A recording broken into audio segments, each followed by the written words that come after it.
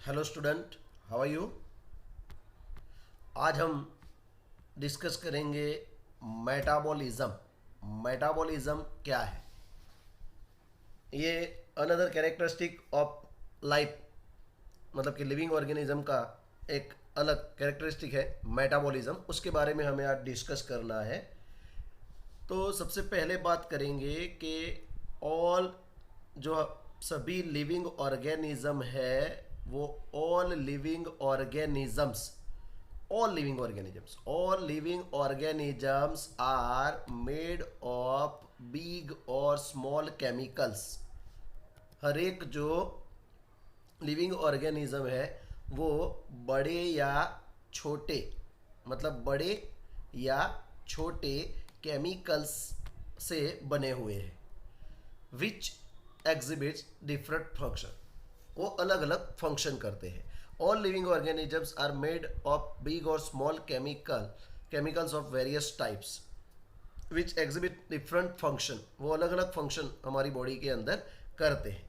हम सोचेंगे, एक सिंपल बात करेंगे कि हमारी बॉडी के अंदर अगर हम सोचेंगे तो क्या है, तो आप बोलेंगे कि भाई क्या क्या है सर। तो आप देखेंगे कि कार्बन है, हाइड्रोजन है, ऑक्सीजन है, हमारी बॉडी के अंदर वाटर है। तो वाटर क्या हुआ, H2O।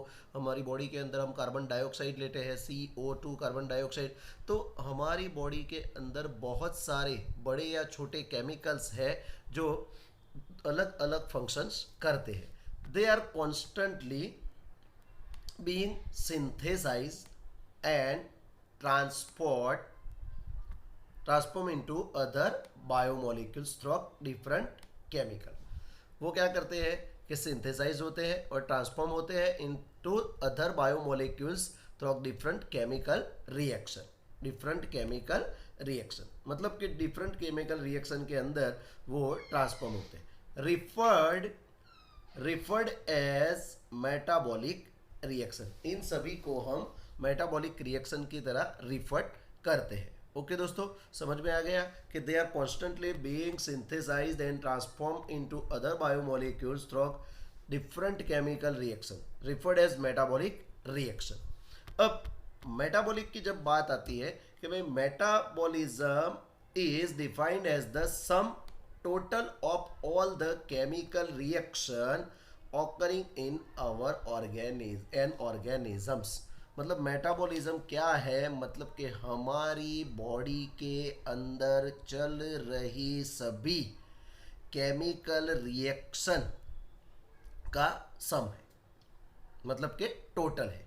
Some total of all the chemical reaction occurring in an organisms, हमारी बॉडी के अंदर चल रही हर एक केमिकल रिएक्शन जो भी हो रहा है उसका टोटल मतलब के मेटाबॉलिज्म। हमारी जो बॉडी है उसकी सभी जो क्रियाएं हैं वो मेटाबॉलिज्म पर डिपेंड करती है। हम अलग अलग, मतलब कि हम खाना खाते हैं तो डाइजेशन सिस्टम के अंदर किस तरह से काम होता है। अगर हम रेस्पिरेशन करते हैं, अगर प्लांट है तो फोटोसिंथेसिस करते हैं। Lots of type every living organism, मतलब कि हर एक लिविंग ऑर्गेनिज्म के अंदर हो रहे तमाम केमिकल रिएक्शन जो हो रहे वो मेटाबॉलिज्म है। ओके दोस्तों, मेटाबॉलिज्म का बेसिक बात आपकी समझ में आ गया होगा। इससे पता चलता है कि thousands of metabolic reaction occur together inside all type of living organism in their cells। मतलब कि बहुत सारी मेटाबॉलिक रिएक्शन एक साथ हमारी बॉडी के अंदर होती है। ऑल प्लांट्स, चाहे वो प्लांट्स हो या एनिमल्स हो या फंगई हो एंड माइक्रोब्स हो, एग्जिबिट मेटाबॉलिज्म। हर एक के अंदर मेटाबॉलिज्म की रिएक्शंस, मेटाबॉलिज्म की एक क्रियाएं होती है। तो अब इससे क्या फाइनल हुआ, क्या बात फिक्स हुई, तो क्या मेटाबॉलिज्म की डेफिनेशन क्या है? It is the most important. हमें ये डेफिनेशन याद करनी है, हमें याद करनी है। अगर जो आगे के जो टॉपिक हमने डिस्कस किए वो ज़रूरी है, लेकिन हमें डेफिनेशन ऑलवेज आनी चाहिए। The sum the sum total of all the chemical reactions occurring in our body is metabolism. समझ गए? Sum total of all the chemical reactions occurring in our body is metabolism. मैंने पहले ही आपको कहा कि हमारी बॉडी के अंदर चल रहे हर एक केमिकल रिएक्शन को मेटाबॉलिज्म कहा जाता है. उसका जो टोटल है उसको मेटाबॉलिज्म कहा जाता है. मतलब कि the sum total of all the chemical reaction occurring in our body is metabolism. अब हमें हमारी बुक के अंदर थोड़ा कम दिया है, मैं आपको ज़्यादा डिटेल में भी उसको समझाऊंगा कि non living objects exhibit metabolism.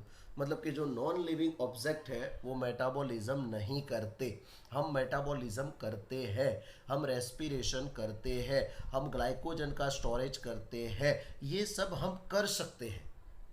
Non living object ये सब कर सकता है?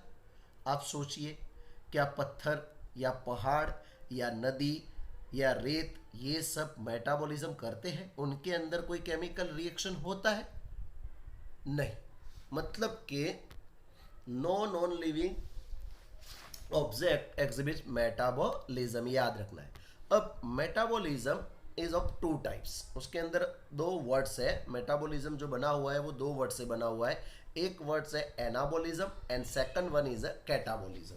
ये बहुत ही हमें याद रखने की ज़रूरत है क्योंकि ये नीट के लिए इम्पोर्टेंट है कि metabolism is of two types, anabolism and catabolism.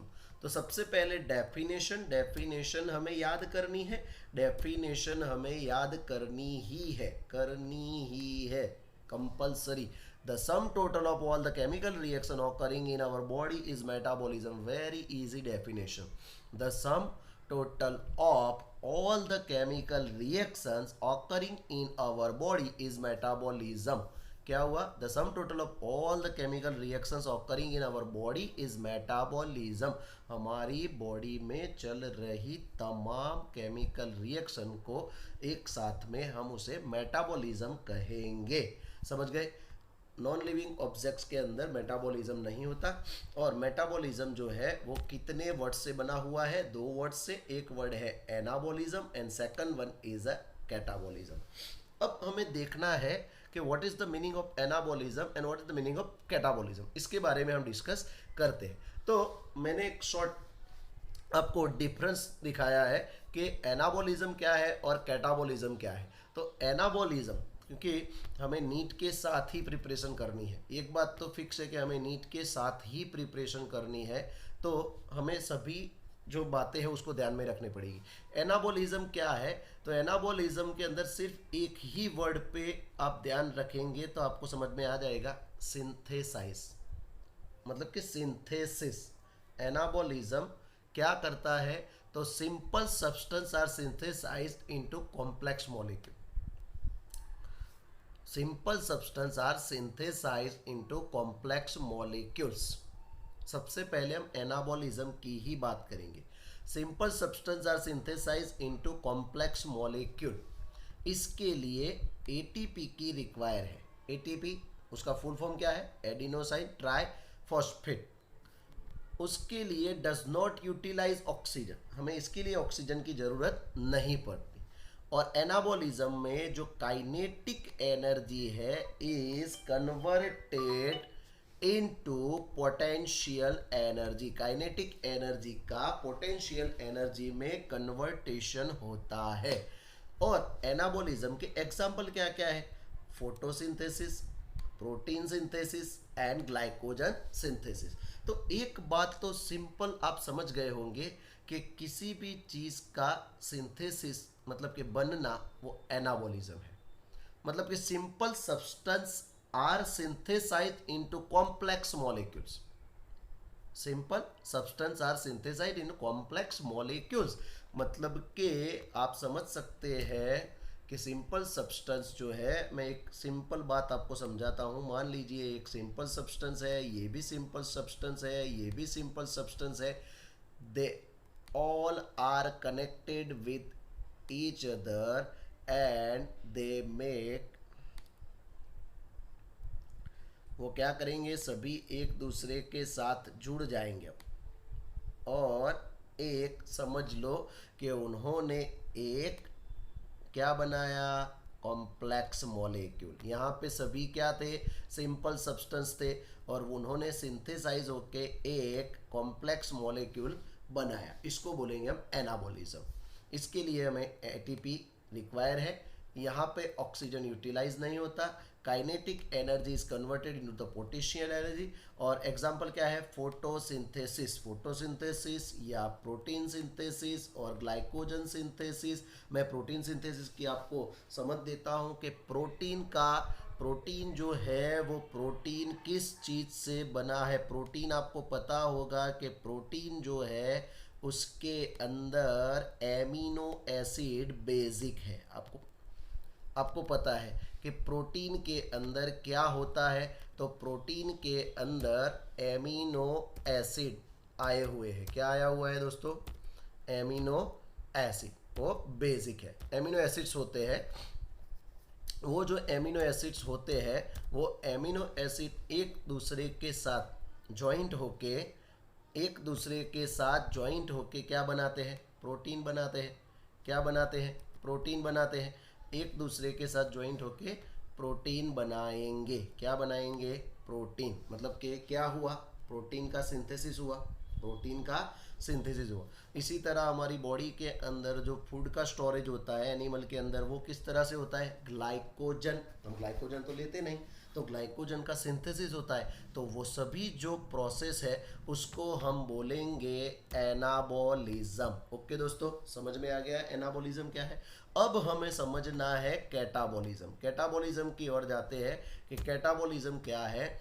तो सिंपल है, break down larger molecule into smaller molecule. मतलब के बड़े मॉलिक्यूल टूट के छोटे छोटे मॉलिक्यूल्स बनते हैं। समझ लीजिए, जस्ट टेक वन एग्जांपल। हम एक एग्जांपल ले रहे हैं, ये एक मॉलिक्यूल है बड़ा, वो ब्रेक डाउन हो गया और ब्रेक डाउन होने के बाद उसमें से छोटे छोटे मॉलिक्यूल्स बन गए, तो इसको बोलेंगे कैटाबॉलिज्म। ये बहुत ही सिंपल ट्रिक है, बहुत ही इजी टेक्निक से मैं आपको समझा रहा हूँ। एनाबॉलिज्म और कैटाबॉलिज्म। कैटाबॉलिज्म आप समझ गए होंगे, break down larger molecule into the smaller molecule, release ATP, इसके अंदर utilize oxygen and potential energy is converted into the kinetic energy. Example क्या है, cellular respiration, digestion and excretion. तो ये सभी जो एग्जाम्पल है वो कैटाबॉलिज्म के हैं, ये कैटाबॉलिज्म है। तो अब हमें करना क्या है, तो हमें इन दोनों का डिफरेंट याद करना है। एग्जाम के लिए भी इम्पोर्टेंट है, नीट के लिए भी इम्पोर्टेंट है। और मैंने इतनी अच्छी तरह से आपको समझाया है कि एनाबॉलिज्म क्या है और कैटाबॉलिज्म क्या है। Anabolism plus catabolism is equal to metabolism, ये भी हमें समझना है। और जब एनाबॉलिज्म की जब हम बात करेंगे कि जब एनाबॉलिज्म कैटाबॉलिज्म से ज़्यादा होगा, ये याद रखना, जब एनाबॉलिज्म कैटाबॉलिज्म से ज़्यादा होगा तो बॉडी क्या करेगी, ग्रो करेगी।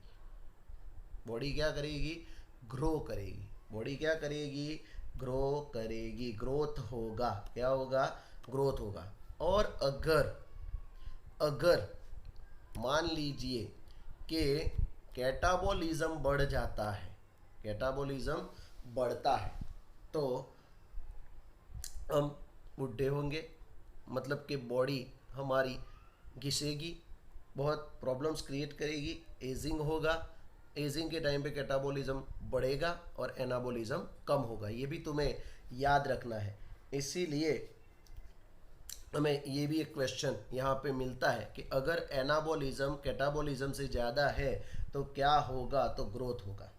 तो क्या होगा, ग्रोथ होगा। और अगर एनाबॉलिज्म से कैटाबॉलिज्म बढ़ जाता है तो एजिंग होगी, मतलब कि वृद्धत्व, मतलब कि हम बॉडी घिसेगी और प्रॉब्लम्स क्रिएट होगा।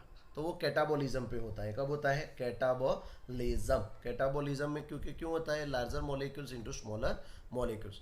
हम जब भी कुछ काम करते हैं तो हमारी बॉडी के अंदर मॉलिक्यूल्स क्या होते हैं, वो लार्जर मॉलिक्यूल्स टूटते हैं। हम एक्सरसाइज करते हैं तो क्या होगा, आप एक्सरसाइज करने कभी गए हो तो देखिए आपका रेस्पिरेशन रेट है वो बढ़ जाता है। तो ये सब कैटाबॉलिज्म है, आप समझ सकते हैं। तो मैंने बहुत अच्छी समझ दी है आपको एनाबॉलिज्म और कैटाबॉलिज्म। इसके बाद मैं एक एग्जांपल यहाँ पे ले रहा हूँ कि ये एनाबॉलिज्म के लिए मैंने एक ट्री ड्रॉ किया है और यहाँ कैटाबॉलिज्म समझाने के लिए ये ट्री ड्रॉ किया है। तो आप समझ सकते हैं कि यहाँ पे क्या होगा कि यहाँ पे अब ये ट्री है वो क्या करेगा, वाटर लेगा यहाँ से वो क्या लेगा, वाटर। वो ज़मीन में से क्या लेगा, पानी। यहाँ से वो वाटर लेता है और हमें पता है कि वो एयर में से क्या लेता है, कार्बन डाइऑक्साइड। कार्बन डाइऑक्साइड क्या लेगा, कार्बन डाइऑक्साइड। तो ये हम समझ सकते हैं कि फोटोसिंथेसिस के अंदर क्या होगा कि एक तो वाटर है, एक क्या है, वाटर, दूसरा क्या था, कार्बन डाइऑक्साइड। मतलब कि दोनों सिंपल सब्सटेंस है, दोनों क्या है, सिंपल सब्सटेंस। और प्लांट क्या प्रोड्यूस करेगा, प्लांट क्या बनाता है, तो हम कहते हैं कि प्लांट बनाता है ग्लूकोज। क्या बनाता है प्लांट, प्लांट क्या बनाएगा, ग्लूकोज प्रोड्यूस करेगा। क्या प्रोड्यूस करेगा प्लांट, ग्लूकोज प्रोड्यूस करेगा। प्लांट क्या प्रोड्यूस करेगा, ग्लूकोज प्रोड्यूस करेगा। तो एक बात समझ में आ गई कि सिंपल सब्सटेंस से क्या बना, ग्लूकोज बना। अब ग्लूकोज जो बना, ये जो ग्लूकोज बना इस तो क्या हो गया, ये मेजर मॉलिक्यूल्स हो गए। तो हमने क्या पढ़ा है, एनाबॉलिक रिएक्शन के अंदर सिंपल सब्सटेंस में से मेजर मॉलिक्यूल्स बनते हैं। तो एक बात तो समझ में आ गई।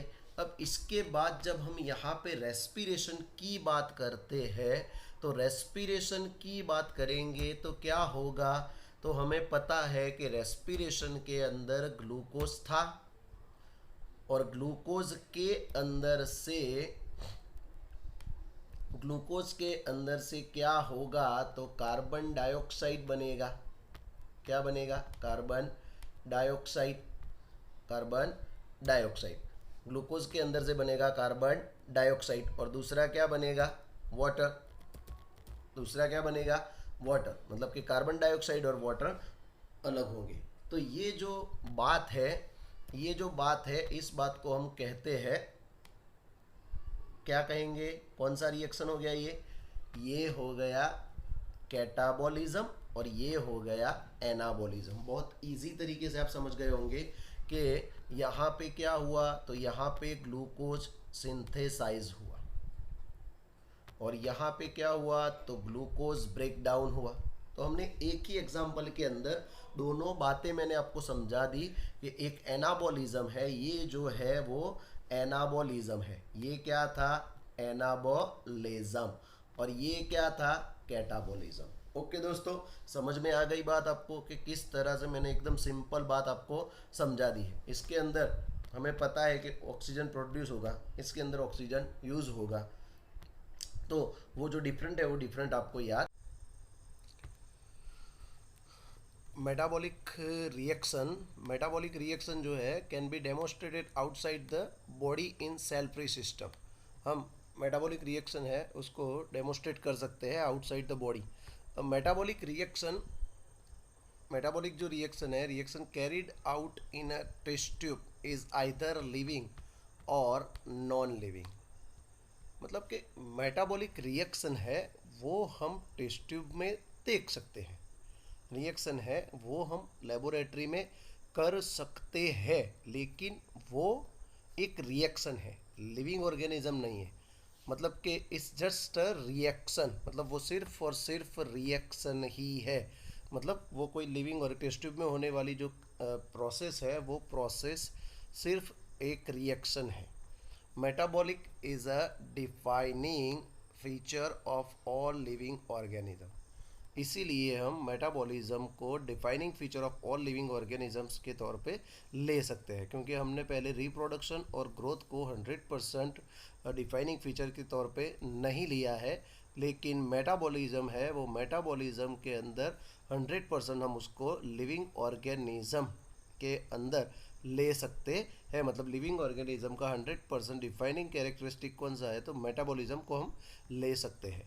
और नॉन लिविंग में तो मेटाबॉलिज्म देखने मिलता ही नहीं है। वैसे तो ग्रोथ और रिप्रोडक्शन भी देखने नहीं मिलता है, लेकिन जो बातें थी वो हमने लास्ट लेक्चर के अंदर डिस्कस की हुई है। तो ये हो गई मेटाबॉलिज्म। इसके बाद हम आज डिस्कस करेंगे सेल्यूलर ऑर्गेनाइजेशन। हम जानते हैं कि ऑल लिविंग ऑर्गेनिजम्स जो है are made up of cell. हर एक लिविंग ऑर्गेनिज्म सेल से बना हुआ है, ये हम स्टैंडर्ड 6 से पढ़ते आ रहे हैं। और cell is the smallest and basic unit of life. Cell जो है वो स्मॉलेस्ट और बेसिक यूनिट ऑफ लाइफ है, विच कैन परफॉर्म, वो क्या करेगा, परफॉर्म लाइफ प्रोसेसेस इंडिपेंडेंटली। मतलब वो इंडिपेंडेंटली लाइफ प्रोसेस को परफॉर्म कर सकता है, क्योंकि सेल हम जानते हैं कि स्ट्रक्चरल एंड फंक्शनल है। सभी टेक्निक से हम देखेंगे, सभी रीत से हम देखेंगे कि सेल जो है वो सेल लिविंग ऑर्गेनिज्म का पूरी जो बॉडी है वो सेल से बनी हुई है, हमने पढ़ा हुआ है पहले। No such organization seen in non living organism. मतलब कि ये जो सेल जो है सेल्यूलर ऑर्गेनाइजेशन है वो नॉन लिविंग के अंदर हमें देखने नहीं मिलता। देयरफॉर सेल्यूलर ऑर्गेनाइजेशन की हम जो बात करते हैं कि cellular organization is characteristic of living organism, इसके लिए हम कहेंगे कि cellular organization is characteristic of living organism. मतलब कि सेल्यूलर ऑर्गेनाइजेशन हमें सिर्फ लिविंग ऑर्गेनिज्म के अंदर ही देखने मिलेगा। ओके दोस्तों, समझ में आ गई बात। Thank you very much.